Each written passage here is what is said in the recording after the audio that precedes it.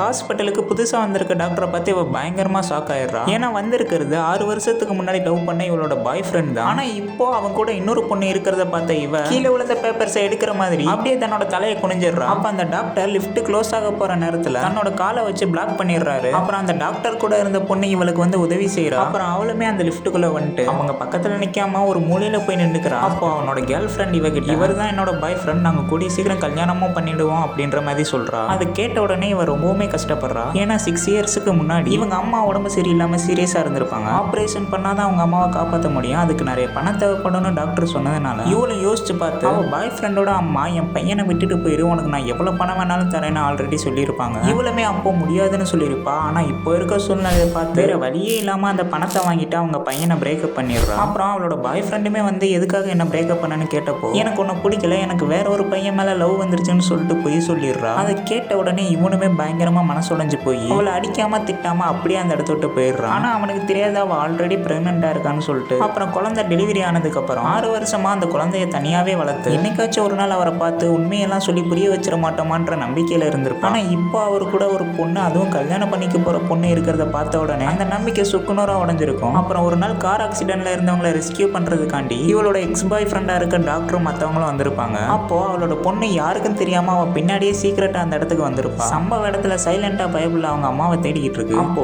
இவர் தான் தன்னை பெற்ற தகப்பன் என்று தெரியாமல் போய் அதை கீழே பார்த்துக்கிட்டே போய் டாக்டர் அடிச்சிருச்சு. டாக்டருமே யாருமா நீ இங்க என்ன பண்ற தனியா அப்படின்னு கேட்க அதுக்கு அந்த பொண்ணு அப்பான்னு சொல்லி இவரை கட்டி பிடிக்கிறா. இவளுக்கு எப்படி இவர் தான் இவங்க அப்பான்னு தெரியும்னு தானே யோசிக்கிறீங்க. அங்கதான் ட்விஸ்டே இருக்கு. அதை தெரிஞ்சுக்க வீடியோக்கு லைக் கொடுத்துட்டு சேனலை மறக்காம சப்ஸ்கிரைப் பண்ணிட்டு கீழே கமெண்ட்ல ட்விஸ்ட்னு சொல்லி கமெண்ட் பண்ணுங்க.